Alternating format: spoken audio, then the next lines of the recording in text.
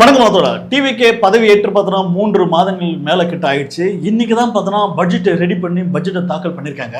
பட்ஜெட்டில் பார்த்தோன்னா நிறைய இடத்துல பார்த்தோன்னா வெற்றி வெற்றி வெற்றி அப்படின்னு பேரை மாற்றிருக்காங்க. ஒருவேளை மாற்றம்னு சொன்னது இதுதான் ஆகும், வெற்றி வெற்றின்னு மாற்றுறதானோ.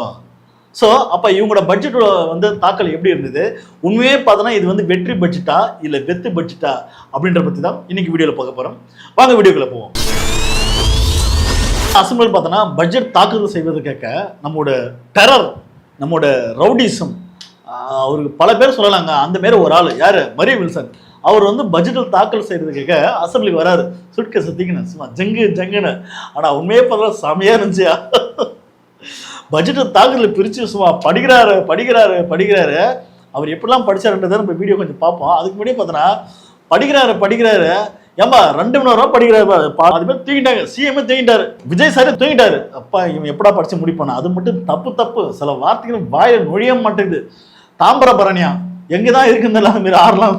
தாமிரபரணின்றது தாமிரபரணியா அந்த மாதிரி இல்லை. உண்மையே சொல்ற, ஒரு சின்ன குழந்தைகிட்ட பட்ஜெட்டை கொடுத்தாட அழகா வாசிட்டு போயிருக்கு. ஆனா மரிய வில்சன் இவர் காலேஜோட இதே காக்கல்ட்டியான் லெக்சரா வாசிக்கிறாரு. அந்த அளவுக்கு கொடுமையா இருக்கு, காது கொடுத்து கேட்க முடியல. இந்த வார்த்தையை கேட்கறதுக்கே காதுல ரத்தம் வந்துடும் போல. அந்த மாதிரி தமிழ்நாட்டு மக்கள்லாம் அப்படியே வேக்கிற மாரி சந்தோஷப்படுத்துற மாரி பட்ஜெட்டை தாக்கல் பண்ணியிருக்காங்க. குறுவீடுகளை அனைவருக்கும் சம வாய்ப்பினை வழங்கி தேவையான சமூக பொருளாதாரம் உறுதி பூண்டுள்ளது. வட்டி செலுத்துவதற்கான தொகையும் இக்கட்டான சூழ்நிலையில் வளர்ச்சியுடன் இணைந்து கண்காணிப்பு முடிவான நமது அரசு ஆட்சி அமைந்தவுடன் நிர்வகித்து வருகிறது.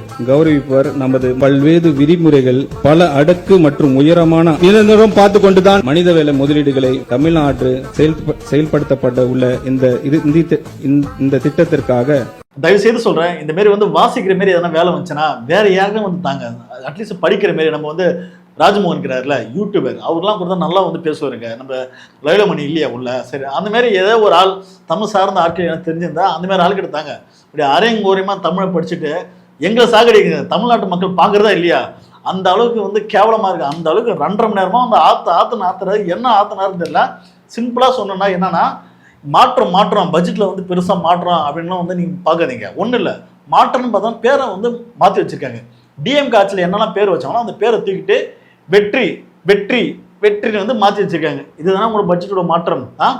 சம மாற்றுங்க. அதுக்கப்புறம் பார்த்தோன்னா மகளிர் உதவித்தொகை இருக்குல்ல, அந்த மகளிர் உதவித்தொகை வர பட்ஜெட்ல பார்த்தோன்னா கம்மி பண்ணிக்கிறாங்க. எதுக்கு, எல்லா பெண்களுக்கும் காசு போகுது அப்படின்னு கம்மி பண்ணிக்கிறாங்க. அதுக்கப்புறம் எஜுகேஷன்ல எனக்கு தெரிஞ்சு கடந்த டிஎம் ஆட்சியில் ஸ்டாலின் அவர்கள் எந்த மேடையில் போனாலும் எஜுகேஷன் ரொம்ப முக்கியம், படிங்கன்னு சொல்லி பேசுவார். ஆனால் இந்த ஆட்சியில் எஜுகேஷன் படிக்கவே கூடாது அப்படின்ற மாதிரி தான் பிளான் பண்ணுறாங்கன்னு தெரியல. எஜுகேஷனுக்கு போட வேண்டிய நிதியை கம்மி பண்ணிட்டாங்கப்பா. எதுக்கு அதில் அவ்வளோ நிதி போடணும், செலவு பண்ணணும், டைம் வேஸ்ட் பண்ணணும். ரீல்ஸில் நம்ம அதில் போடலாமே, அதில் காசு போட்டால் இன்னொன்று ஃபேமஸ் ஆகலாம். எஜுகேஷன் இது தற்கொலைங்களாம் ஃபர்ஸ்ட் மூலம் வந்துச்சுன்னா அறிவு கேள்வி கேட்பானுவ. அதனால எஜுகேஷனில் போகிற பட்ஜெட்டில் நிதியை கம்மி பண்ணிக்க தெரியுமா. ஆனால் வேற லெவலையா நீங்கள். அதுக்கப்புறம் பார்த்தோன்னா இவங்க சொன்ன வாக்குறுதியில் எதுவுமே பண்ணலை. பட்ஜெட் தாக்கல் என்னைக்கு வரும், பெண்களுக்கு இலவச பேருந்துன்னு சொன்னீங்க, ஆல்ரெடி இருந்த இலவச பேருந்து ஊற்றி மூடிட்டீங்க.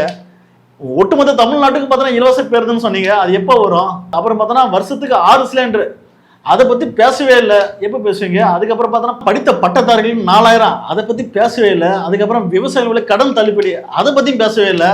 இல்லை என்னது, சொன்ன வாக்குறுதி எதுவும் பண்ணுற மாரி இல்லையா. அதுக்கப்புறம் பார்த்தோன்னா மீனவர்களுக்கு இந்த 8000 கொடுத்துருந்தாங்களா, அதில் 1000 ரூபாய் கம்மி. இல்லை உண்மையாக சொல்கிறேன், ஏழை எளிய மக்களுக்கு சேர வேண்டிய திட்டங்களை எதுக்கே எப்படி குறைச்சிருக்கிறீங்க. உதவித்தொகை பெண்களுக்காக மாதம் 1000 ரூபாய் கொடுத்தாங்க, அதில் பட்ஜெட்டை குறைச்சி என்ன பண்ண போகிறீங்க. இப்போ ஒரு 50,000 பேர் கொடுத்துனுங்கிறாங்கன்னா அதில் 30,000 பேர் தரணும் மட்டும் பார்க்குறீங்களோ, மீதி 20,000 பேருக்கு என்ன பண்ணுறது, பிடிக்கணும் வேண்டிதான். இப்போ என்னது இது. அப்போ அணில் சினிமா முகத்தில் ஓட்டு போட்டு விஜய் சார் 2500 ரூபா கொடுத்துருவோன்னு சொல்லி கனவுல ஓட்ட போட்டோன்னே தக்குறீங்களா. பாருங்கடா இதான்டா, இதுதான் வச்சாரு பேர் பெரிய ஆப்பு. அப்போ எங்கள் அண்ணன் மாற்றம் வந்துடும் சொல்லி ஓட்ட போட்டோன்னா, ஆனால் இங்கே மாற்றம் உண்மையை என்ன வந்திருக்குன்னா மாற்றம் சொல்லி பேரை மாற்றிருக்காங்க. வெற்றி வெற்றி வெற்றின்னு சொல்லி பேரை மாற்றிருக்காங்க. அது மட்டும் இல்லாமல் நாங்கள் தமிழ்நாட்டில் அவ்வளோ கடன் வாங்கி வச்சிட்டாங்க, நாங்கள் என்ன பண்ணுவோம் அப்படின்னாங்க. நிறைய அணில் பேட்டி கொடுத்து கொடுத்தாங்க. அதே பாருங்க, எங்களுக்கு இலவசம் வேணாங்க, எங்கள் மேலே இருக்கிற கடனை மட்டும் அவர் குறைச்சா போதும். எங்கள் தலைமையில் எவ்வளோ கடன் வச்சுக்கிறாரு தெரியுமா, கல்ல நிற்குதுங்க, தலை தாங்க முடியல, தினம் நைட்டில் தூங்க முடியலங்க. போன கவர்மெண்ட் தமிழ்நாட்டில் பார்த்தோன்னா கடனை வாங்கி தலையில் தூக்கி வச்சிருக்கு. நைட்டில் தூங்க முடியல, என்னைக்குடா வந்து கடங்காரன் வந்து அர்த்தம் எட்டும் போயிடணும்னு பயத்தில் நாங்கள் வாழ்ந்துட்டு இருந்தோம். ஆனால் டிவிக்கு ஆட்சி வந்தோன்னு பார்த்தோன்னா எங்களுக்கு இலவசமே வேணாங்க, எதுக்குங்க இலவசம், அந்த காசெல்லாம் கொண்டு போயிட்டு கடன் அடைங்க அப்படின்னு சில முட்டாள் தற்கொலைங்க பேசுனாங்க. நீங்கள்லாம் நிறைய வீடியோ பாருங்க, எடுத்து பாருங்க. அப்போ இந்த மாதிரி தற்கொலைங்க வந்து பேசியிருந்தாங்கல்ல, இவனை பார்த்து ஒரு கேள்வி கேட்குறான், டேய் இப்போ உங்கள் அண்ணன் வந்து ஆட்சிக்கு வந்து ஆட்சியே நடத்தணும்னு சொல்லி 20,000 கோடி மேலே கடன் வைக்கிறாரு. அப்போ இதுக்கு எங்கடா பதில் சொல்ல போறீங்க?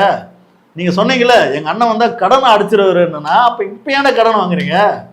அப்போ தற்கொலைங்களுக்கு கடன் ஏன் வாங்குறாங்க, இதெல்லாம் எதுக்கு நடக்குது, என்ன பிரச்சனை எதுவுமே தெரியாது. ஆனால் வந்து எங்கள் தலையில் கடன் சும்மா இருக்குங்க, ஏன்டா உன் தலையில் தூக்கி வச்ச மாரி பேசிக்கிறீங்க. அப்போ ஒவ்வொரு மாநிலத்துக்கும் பார்த்தோன்னா இவ்வளோ கடன் வாங்குறதுன்னு ஒரு லிமிட்டேஷன் இருக்கும், எவனும் தூக்கி கொடுத்துட மாட்டான். இப்போ நம்ம ஒரு பேங்க்ல போய் லோன் வாங்குறேன்னா நம்மகிட்ட எந்த ஒரு ஆதாரமும் தூக்கி வந்து கொடுத்துட மாட்டான். இப்போ 1 கோடி நான் வந்து லோன் வாங்குறேன்னா 1.5 கோடிக்கு 2 கோடி மதிப்புல என்கிட்ட சொத்து இருக்கணும், 3 கோடி மதிப்புல என்கிட்ட சொத்து இருந்தா இன்னும் 1 கோடி வந்து லோன் கொடுப்பான். அப்போ அந்த மாதிரி சொத்து எதுவுமே இல்லாமல் என்ன நம்பி எப்படி வந்து 1 கோடி கொடுப்பான்? ஸோ அந்த மாதிரி தான் வந்து ஒரு மாநிலத்துக்கு வந்து தொழில்துறை அதிகமாக இருந்தால் மட்டும்தான் லோன் கொடுப்பான். அப்போ இந்த தற்கொலை இது கூட தெரியாம இவ்வளோ கடனும் வாங்கிட்டாங்க, என் தலையில தூக்கி வச்சுட்டாங்க, என்னங்க பண்றது, இந்த ஆட்சி கேவலமான ஆட்சிங்க அப்படின்லாம் வந்து ஒப்பாரி வச்சாங்க. இன்னைக்கு உங்க அண்ணன் பார்த்தோன்னா 20,000 கோடி வந்து வாங்கி வச்சுக்கிறாரு. இதுக்கு என்ன பதில் சொல்ல போறீங்க? கேள்வி கேட்க வேண்டியதானே? இருக்கிற மக்கள் பிரச்சனை, ஏழை எளிய மக்களுக்கு போக வேண்டிய காசெல்லாம் அதெல்லாம் அள்ளி வீசினா என்ன? எஜுகேஷன் எவ்வளோ முக்கியம். மாணவர்கள் படித்தா நாளைக்கு நல்ல ஏதோ ஒரு லைஃப்ல எங்கேயோ படிச்சா அவங்க ஒரு வேலை கிடைக்கும், அதன் மூலமா அவன் ஃபேமிலி வந்து பார்த்துப்பான், பாதுகாப்பான், எவ்வளோ பெரிய விஷயம். அதில் போய் காசை குறைச்சி என்ன பண்ண போறீங்க? இல்லை என்ன பண்ண போறீங்க? இந்த காசை கொண்டு போயிட்டு எதுக்கு அந்த மீதி காசை பிடிங்கிட வேண்டியதானே? பிடிங்கிட்டு ரீல்ஸு ஷார்ட்ஸை போட்டு விடுங்க. எல்லா மாடுகளும் பைத்திய நிலையில சினிமா மோதில் அப்படியே அலையிட்டோம் இல்லை?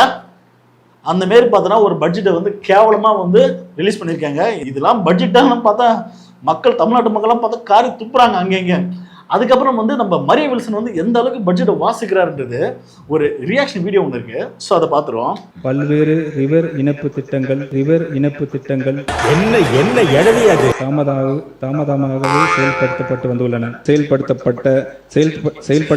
உள்ள இந்த திட்டத்திற்காக சுரங்க நடவடிக்கைகள், கண்காணிப்பு, முடிவான எண்ட்-டு-எண்ட் கம்ப்யூட்டரைசேஷன்,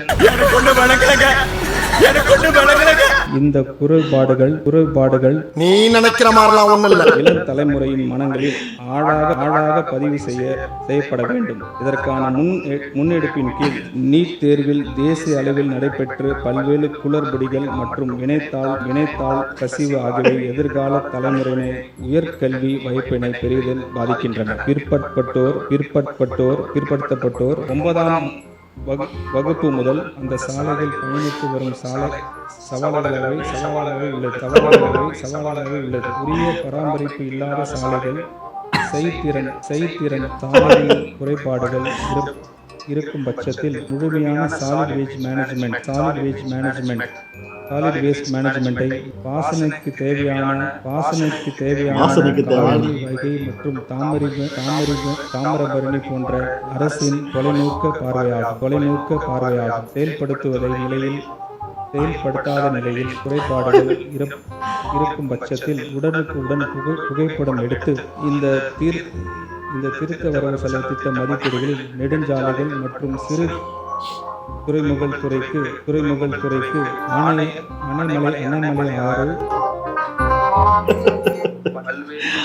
அணமலை ஐயோ, உண்மையா சொல்ற, இத்தனையும் பார்த்து தான் வாசிக்கிறாரு. பார்த்து வாசிக்கிறதுல பல இடத்துல எல்லாமே தப்பு. ஒரு வார்த்தை தமிழ் வார்த்தை வெளியே வரல. ஆனால் இவர் யாருன்னா இவர் ஃபேக்கல்ட்டியாமா? இவர் ஃபேக்கல்ட்டி மட்டும் கிடையாது, இவர் வந்து மோசமான ஆள், இவர் ரவுடி. ஏன்னா ஒரு வீட்டுக்குள்ளே பூந்து கட்டையை எடுத்து கொண்டு பொழுந்தாரு. ஒரு லேடி கூட பார்க்காம மவளை அப்படின்னு புலகிறாரு. ஆனால் அவர் தான் இன்னைக்கு வந்து தமிழ்நாட்டோட நிதி அமைச்சர். பார்த்தா நிதியை வந்து வாசிக்கிற லட்சணம் இருக்கு பாரு. உண்மையாக சொல்கிறேன், அங்கே இருக்கிற எம்எல்ஏக்கள் எப்படி 2 மணி நேரம் காதை கொடுத்து கேட்டாங்கன்னு தெரியல. ஒரு வார்த்தை கூட பார்த்தோன்னா தெளிவாக வரல வாயிலிருந்து. அப்போ இது போன்ற ஒரு ஆள் தான் நீங்கள் வந்து நிதியமைச்சரை ஆக்கி வச்சு தமிழ்நாட்டோட நிதியை வந்து உயர்த்தி கடனை அடைச்சி சரி செய்ய போகிறீங்களா? இப்போ இன்னும் மக்கள் யாராவது கேள்வி கிட்ட என்னங்க சொல்ல போகிறீங்க? என்னங்க தயவுசெய்து சொல்கிறேன், அவர்கிட்ட அந்த புக்கை நோட்டை தரது போல் வேறு யாரா கொடுத்து வாசிக்க சொல்லுங்க. சீக்கிரம் எவனா வாசிச்சு போவானா? 2 மணி நேரம் ஆத்துன்னு ஆத்துறீங்க பாவம். அந்த மாதிரி தான் இருக்குது. அதுக்கப்புறம் பார்த்தோன்னா அது வந்து டிவிக்கு ஆட்சி வரதுக்கு முடியும் பார்த்தோன்னா தமிழ்நாட்டில் பார்த்தோன்னா சட்ட ஒழுங்கு சரியில்லை, தமிழ்நாடு வேஸ்ட்டு, தமிழ்நாடு பின்னோக்கி போச்சு, தமிழ்நாடு பார்த்தோன்னா உயர்ந்த மாநிலமே இல்லை அப்படின்னு கதை விட்டு எவ்வளோ பொய் சொல்லலாம் ஓட்டு வாங்கிங்கடா. இன்னைக்கு அசம்பிளிலே வந்து பார்த்தோன்னா இந்தியாவிலே பார்த்தோன்னா முன்மாதிரியான மாநிலம் தமிழ்நாடுன்றீங்க. எப்படி அது வாய்ப்பு பேசாமல் சொல்கிறீங்க? அப்போ அந்த முன்மாதிரியான மாநிலத்தை வந்து உருவாக்குனது யார்? டிஎம்கே தானே, ஏடிஎம்கே தானே. அப்போ இதெல்லாம் மறைச்சிட்டு தான் நீங்கள் ஓட்டு கேட்டுக்கிறீங்க. ஆனால் இப்போ அசம்பிளியில் வந்து பார்த்தோன்னா இந்தியாவுக்கே பார்த்தோன்னா முன்மாதிரியான மாநிலம், வளர்ந்த மாநிலம் அப்படின்றீங்க. இதெல்லாம் நியாயமா? இதுக்கு வந்து கவுண்டர் கொடுக்குறமா பார்த்தோன்னா உதயநிதி அவர்கள் வந்து வெளியே வந்து பேசியிருக்கப்பல இப்போனாச்சும் வந்து அவங்க ஒத்துக்கிட்டாங்களே, ஸோ அதுக்காக அவங்களுக்கு நன்றி அப்படின்னு சொல்லி இப்போ பேசிக்கிறப்பல அந்த வீடியோ கொஞ்சம் பார்க்கலாம். ஒவ்வொரு துறையை பற்றி பேசும்போது நிதியமைச்சர் பேசும்போதும் ஒரு குறிப்பிட்டு பேசுகிறாரு, பட்ஜெட்லேயே இடம் பெற்றிருக்கு. இந்தியாவிலேயே நம்முடைய தமிழ்நாடு முன்னணி மாநிலமா இருக்கு அப்படின்னு ரொம்ப மகிழ்ச்சியா பெருமையோட சொல்றாரு. திராவிட முன்னேற்ற கழகத்துடைய சாதனைகள் எல்லாம் இப்போவாச்சும் ஒத்துக்கிட்டாரு அப்படிங்கிறதுக்கு நான் என்னுடைய நன்றியை இந்த அரசுக்கு, நிதியமைச்சருக்கும் முதலமைச்சருக்கும் தெரிவிச்சுக்கோம். எப்போ மறுநாளும் வந்து கழட்டி அடிக்கிறா இல்லை? உண்மையாக சொல்கிறேன், உங்களுக்கு எதிரி வேறு யாரும் கிடையாது, உதயநிதி மட்டும் தான். ஒரு ஆள் போதும், ஒட்டுமொத்த டிவிக்கும் சொல்லி முடிச்சிடும் நினைக்கிறேன். அப்போ இவ்வளோ விஷயங்கள் தமிழ்நாடு பார்த்தோன்னா நிறைய விஷயங்கள் நீ பேசலாம். இது வந்து ஊழல் கட்சி, அந்த கட்சி. ஊழலும் ஒருத்தன் சொல்கிறான்னா தயவுசெய்து நம்பாதீங்க. ஊழல்ன்றது ஒரு ஏமாற்றுறது. ஏன்னா அண்ணா ஆசிரியர் அன்றைக்கி எப்படி சொல்லி ஏமாத்தினாரு? ஊழல் வந்து லஞ்சம் வந்து பெருகி போச்சு இந்தியாவில், இதெல்லாம் மாற்றணும் அப்படின்னு கொண்டு போயிட்டு ஆட்சியை கொண்டு போய் சங்கி கையில் கொடுத்தாப்புல. இன்றைக்கி கிட்டத்தட்ட 15 வருஷமாக பார்த்தோன்னா இந்தியா பார்த்தோன்னா பின்னோக்கி போயிட்டு இருக்கு. அப்போ எவனோ ஒருத்தன் ஊழல்னு சொல்கிறேன்னா தயவுசெய்து நம்பாதீங்க. அந்தமாரி ஊழல் வந்து ஒழிக்கப்படுற, லஞ்சத்தை ஒழிக்கணும், அதெல்லாம் வந்து சாத்தியக்கூறு, அதாவது ஆக்ஷன் எடுக்கிறாங்க அங்கே எங்கே. ஆனால் ஊழல் ஒழிக்கணும் ஒருத்தன் வரானா அவன் பெருசாக சம்பாதிப்பான்னு அர்த்தம், பெருசாக கொள்ளடிக்க போகிறான்னு அர்த்தம். ஸோ இதை தெளிவாக புரிஞ்சுக்க. இதை புரியாமல் ஊழல் ஒழிக்கிறாங்க அதெல்லாம் தாண்டி கொள்கை ரீதியாக தமிழ்நாட்டோட சுயமரியாதைக்கு எவன் வந்து பாதுகாப்பாக நிற்கிறான், தமிழ்நாட்டுக்கு ஒரு பிரச்சனை எவன் வந்து நிற்கிறான். இங்கே வந்து உண்மையே பிரச்சனைன்னு பார்த்தோன்னா டெல்லிக்கும் தமிழ்நாட்டுக்கும் தான் பெரும் பிரச்சனை. அதை முதல்ல பேசுங்க. ஏன்னா அங்கே வந்து தமிழ்நாட்டில் வந்து தமிழ்நாடு ஏன்னா பேரை வச்சுன்னு வந்து சட்டை பிடிச்சி வந்து கேட்ட ஒரு காலம் இருக்குது. நாங்கள் அப்படி தானே வைப்போம் அப்படின்னு எத்தனை பேர் மக்கள் போராட்டம் பண்ணாங்க. ஸோ அது போன்ற நிறைய விஷயங்கள் இந்தி வந்து கட்டாயம் வந்து ஆக்கணும். இந்தியா முழுக்க வந்து இந்தி இருக்குது. ஆனால் அதெல்லாம் எதிர்த்து இந்தியாவில் வந்து நீங்கள் எங்கன்னா வச்சுக்க, ஆனால் தமிழ்நாட்டில் வந்து தமிழ் தாண்டா அப்படின்னாங்க. இங்கே உள்ள திராவிட கட்சிகள், இடதுசாரி சிந்தனை கட்சிகள் நிறைய தோழர்கள் பார்த்தோன்னா எதிர்த்து போராட்டம் பண்ணியிருக்காங்க. இந்த வரலாறுலாம் போய் தேடி படிக்கணும். இதெல்லாம் தெரிஞ்சுட்டு அட்லீஸ்ட் கொஞ்சம் யோசிங்க. சினிமா மோகத்தில், சினிமா போதில் இன்னும் வந்து வாழாதீங்க. சில விஷயங்கள் தப்பு பண்ணிட்டாரா, இதே நீங்கள் வந்து ஓட்டு போட்டிங்க, விஜயகால ஆட்சி வந்துட்டார், அவர் தப்பு பண்ணாலும் தயவுசெய்து வாய் திறந்து கேளுங்க. தமிழ்நாட்டில் காவிரி தண்ணியே வரல, எவ்வளோ பேர் பிரச்சனை போயிட்டுருக்கு. அந்த பிரச்சனையை திசை மாற்றுறதுக்கு உதயநிதியோட கைதை வந்து 1 டே ஃபுல்லாக வந்து ஷோ கட்டுறாங்கன்னா இதெல்லாம் எப்படி மக்களை ஏமாத்துறாங்க பாருங்கள். எப்படி வந்து அரசோட பவர் வந்து வீண் பண்ணுறாங்க பாரு, மக்களோட பணத்தை வீண் பண்ணுறாங்க பாருங்க. அப்போ இதை கேள்வி கேட்கணும்ல. ஒரு சின்ன பிரச்சனை அவர் அங்கே வச்சு பண்ண முடியாதாங்க. அதை விட்டுட்டு பார்த்தோன்னா தமிழோட முழுக்க பார்த்தோன்னா இந்தமாரி வந்து ஒரு சம்பத்தை வந்து ஃபார்ம் பண்ணுறாங்க. போக்குவரத்து நெரிசல் எத்தனை மக்கள் வந்து பாதிக்கப்பட்டிருப்பாங்க. கொஞ்சமாச்சும் சின்ன அறிவு உள்ளவனா கண்டிப்பாக இருந்தாலும் யாராக இருந்தாலும் வந்து யோசிப்பா. அந்தமாரி யோசிக்காமல் நேற்று எவ்வளோ பெரிய கலவரம் ஏற்படுற விதமாக வந்து இந்த தமிழக அரசு செயல்படுதுன்னு சொல்லி தயவுசெய்து அணில்களா யோசித்து பாருங்கள். தப்பு நடந்தால் கேள்வி கேளுங்க. இடதுசாரி சிந்தனை கருத்தோடு செயல்படுங்க. அப்போ தான் நம்ம சமத்துவ நோக்கி போக முடியும். சும்மா சினிமா முகத்தில் போதெல்லாம் வாழாதீங்க. இதெல்லாம் ரொம்ப தப்பான விஷயம். அதெல்லாம் தாண்டி வீடியோட இறுதியாக இப்போ ஆதவ அர்ஜுனா நம்ம செங்கோட்டையன் சொல்கிறாரு, அசம்பிளியில் இனிமே உதயநிதியோட கேள்விக்கு சிஎம் பதில் சொல்ல மாட்டாரு. ஏன் பதில் சொல்ல மாட்டாரு?